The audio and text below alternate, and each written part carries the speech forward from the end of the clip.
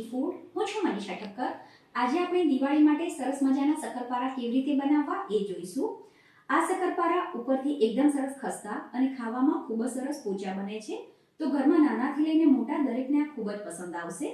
તો ચાલો આને કેવી રીતે બનાવવા એ જોઈ લઈએ.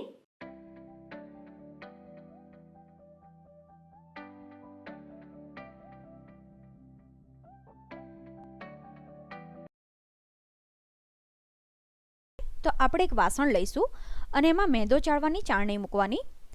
આમાં આપણે 2 વાટકી મેંદો ચાળી લઈશું. ગ્રામમાં જો તમે માપો તો આ 200 ગ્રામ મેંદો છે. અને મેંદાને જ્યારે પણ આપણે ઉપયોગમાં લઈએ ત્યારે એને ચાળીને જ ઉપયોગમાં લેવાનો. અહીંયા આપણે 2 વાટકી મેંદો લીધો છે. એના બદલે તમારે 1 વાટકી મેંદો અને 1 વાટકી ઘઉંનો ઝીણો લોટ ઉપયોગમાં લેવો હોય તો પણ લઈ શકાય. પછી આપણે આમાં જે વાટકીથી મેંદાનું માપ લીધું હોય એ જ વાટકીથી માપીને 1 વાટકી દળેલી ખાંડ ઉમેરવાની છે. ઘરમાં જે ખાંડ આપણે વાપરીએ છીએ એને જ મિક્સરમાં દળી લેવાની અને પછી ચાળીને ઉપયોગમાં લેવાની. અને આમાં મોવણ માટે ચોખ્ખું ઘી ઉમેરવાનું છે. તો મેં અડધી વાટકી ચોખ્ખું ઘી લીધું હતું અને એને સરસ રીતે ગરમ કરી લીધું છે. આમાં જે આપણે મોવણ ઉપયોગમાં લઈએ એને આ રીતે ગરમ કરીને ઉમેરીશું તો જે શક્કરપારા બનાવીએ એ ખૂબ જ ખસ્તા અને ખાવામાં પોચા બને. તો આમાં ગરમ ઘી ઉમેર્યું છે એટલે તરત આપણે આને હાથથી મિક્સ નથી કરવાનું.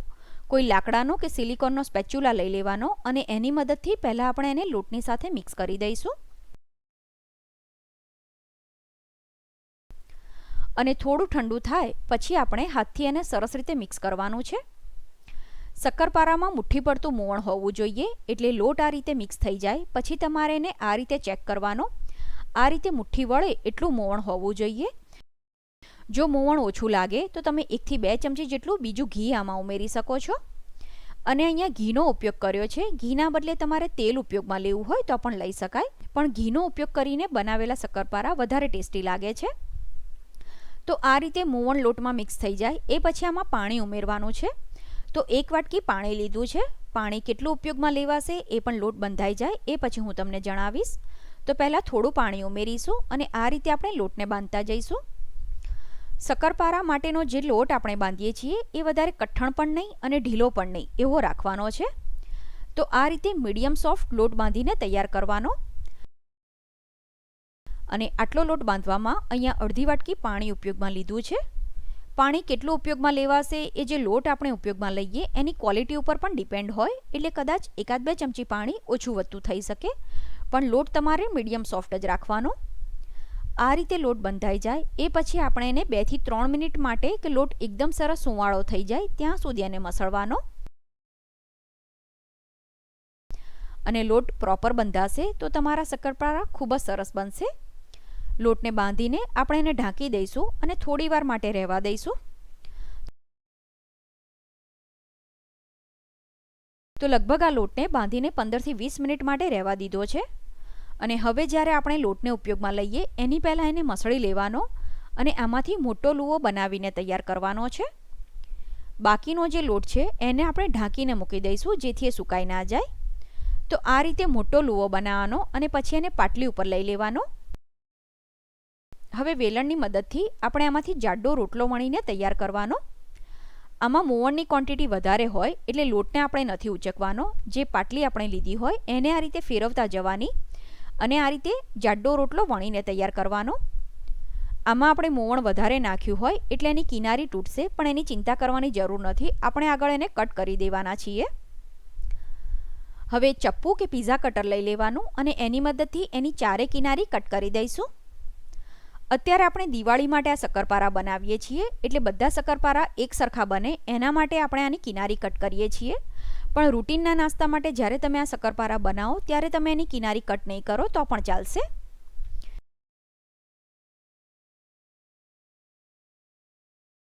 તો આ રીતે એની ચારે કિનારી આપણે કટ કરી દઈએ. પછી જે પણ સાઇઝના શક્કરપારા રાખવા હોય એ પ્રમાણે એને કટ કરવાના. અત્યારે આપણે મીડિયમ સાઇઝના શક્કરપારા બનાવીશું. તો આ રીતે શક્કરપારાને આપણે સ્ક્વેર શેપમાં કટ કરી લઈએ.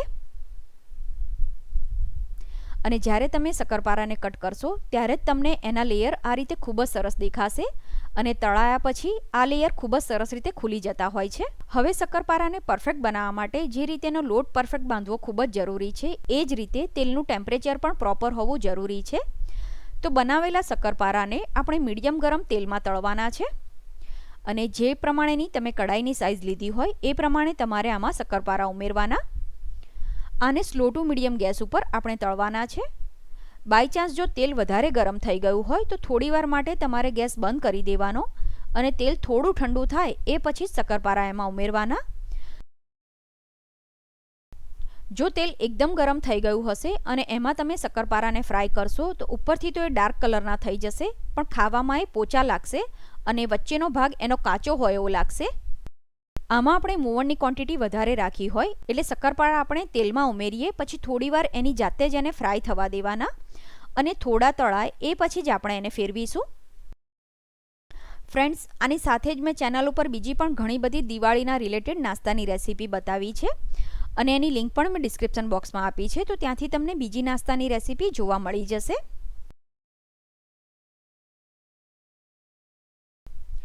શક્કરપારા લગભગ 50% જેવા તળાઈ જાય એ પછી સ્પેચ્યુલાની મદદથી આ રીતે આપણે એને હલાવતા રહીશું, જેથી શક્કરપારાનો બધી સાઈડથી એક સરખો કલર આપણને મળે.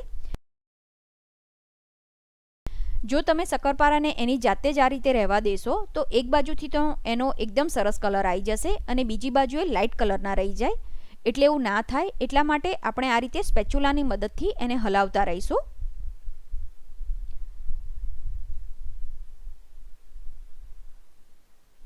શક્કરપારાને એકદમ ખસ્તા અને મોંમાં મૂકતા જ ખવાઈ જાય એવા સરસ પોચા બનાવવા માટે એને પ્રોપર તળવા ખૂબ જ જરૂરી છે, એટલે આને તળાવતા થોડો વધારે સમય લાગે છે, પણ એને તળવામાં બિલકુલ પણ ઉતાવળ નહીં કરવાની.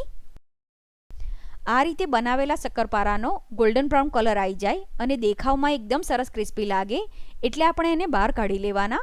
તમે જોઈ શકો છો એના લેયર એકદમ સરસ રીતે ખુલી ગયા છે. આ જ રીતે આપણે બાકીના શક્કરપારા તળીને તૈયાર કરી લઈશું. ફ્રેન્ડ્સ, બનાવેલા શક્કરપારા રૂમ ટેમ્પરેચર પર આવી જાય પછી તમે એને એરટાઇટ ડબ્બામાં ભરીને 15 થી 20 દિવસ સુધી સ્ટોર કરી શકો છો. તો તમે પણ બતાવેલી ટીપ સાથે આ શક્કરપારા બનાવીને જરૂર ટ્રાય કરજો. આજે આપણે બનાવીશું ઇન્સ્ટન્ટ ચકરી.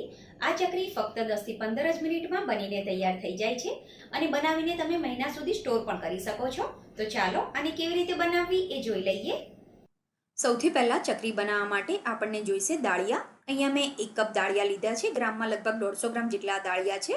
આ કોઈ પણ મોલમાં કે કરિયાણાની દુકાને તમને આસાનીથી મળી જશે. એને સાફ કરીને એક મિક્સર જારમાં લઈને આ રીતેનો પાવડર બનાવી દેવાનો.